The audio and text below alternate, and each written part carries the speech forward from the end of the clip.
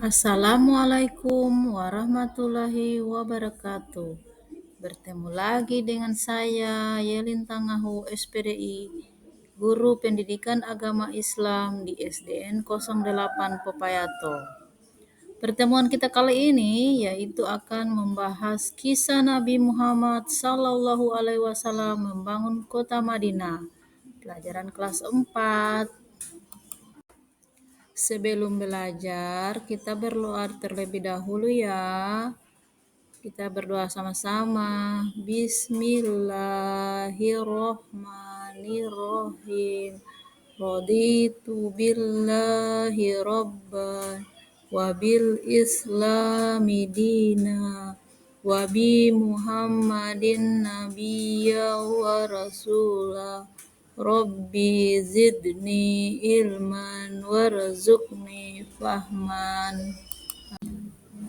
Tujuan pembelajaran kita kali ini yang pertama, melalui pendekatan project based learning, peserta didik dapat meyakini akhlak Nabi Muhammad SAW dengan baik. Yang kedua, melalui pendekatan project based learning, peserta didik dapat menceritakan kisah Nabi Muhammad SAW membangun kota Madinah dengan baik. Dan yang ketiga, melalui pendekatan project based learning, peserta didik dapat mempresentasikan hasil diskusi kerja kelompok mengenai kisah Nabi Muhammad SAW membangun kota Madinah dengan mempersaudarakan umat dengan baik. Pernahkah kalian mengamati orang yang sedang membangun rumah? Apa saja bahan-bahan yang dibutuhkan untuk membangun rumah? Dan bagaimana bahan-bahan itu bisa menjadi sebuah bangunan rumah? Anak-anak, coba amati gambar berikut ini. Kira-kira gambar apakah ini? Ya, baik. Ini gambar orang yang sedang membangun rumah. Peta konsep kita kali ini yaitu kisah Nabi Muhammad SAW membangun kota Madinah. Yang pertama, membangun masjid. Yang kedua, menjalin ukhuwah. Dan yang ketiga, menggalang kerukunan. Awal sebuah peradaban baru.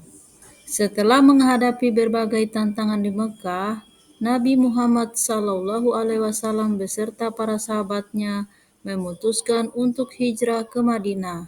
Kota Madinah yang saat itu terdiri dari berbagai suku dan agama, menyambut kedatangan Rasulullah dengan hangat. Hijrah ini menjadi titik balik dalam sejarah Islam, menandai dimulainya sejarah peradaban baru yang berdasarkan nilai-nilai Islam. Pembangunan Masjid Nabawi. Salah satu langkah pertama yang dilakukan Rasulullah SAW setelah tiba di Madinah adalah membangun masjid. Masjid ini bukan hanya sebagai tempat ibadah, tetapi juga menjadi pusat kegiatan sosial, ekonomi, dan politik bagi umat Islam. Proses pembangunan Masjid Nabawi. Pembangunan Masjid Nabawi dilakukan secara gotong royong oleh seluruh umat Islam. Rasulullah SAW ikut serta secara langsung dalam proses pembangunan, baik secara fisik maupun memberikan petunjuk. Masjid ini dibangun di atas tanah milik dua sahabat Rasulullah SAW, yaitu Abu Talha dan Sa'ad bin Mu'adz.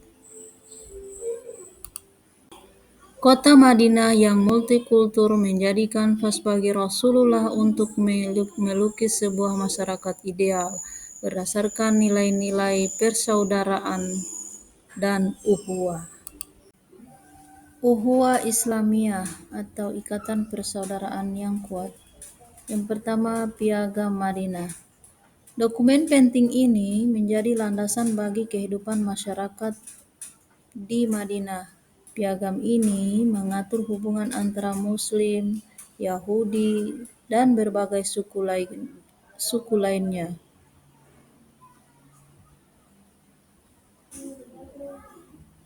Menekankan persamaan hak dan kewajiban. Yang kedua, persaudaraan antara kaum Muhajirin dan kaum Ansyar. Hubungan antara para pendatang kaum Muhajirin dari Mekah dan penduduk asli Madinah atau kaum Ansar menjadi contoh nyata ukhuwah Islamiyah. Mereka saling membantu, berbagi harta, dan bahu-membahu membangun masyarakat baru. Yang ketiga, pernikahan antara kaum Muhajirin dan kaum Ansar. Pernikahan antara kaum Muhajirin dan kaum Ansar semakin mempererat tali persaudaraan di antara mereka. Ukhuwah Basyariah atau persaudaraan kemanusiaan. Yang pertama, toleransi beragama.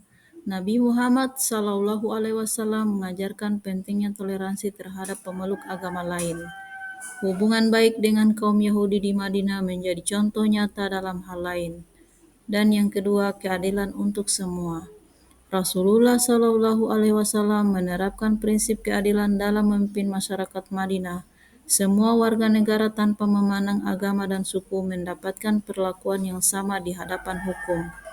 Nah, demikianlah penjelasan dari materi kita kali ini tentang kisah Nabi Muhammad membangun kota Madinah. Sampai berjumpa lagi di pertemuan selanjutnya. Terima kasih. Assalamualaikum warahmatullahi wabarakatuh.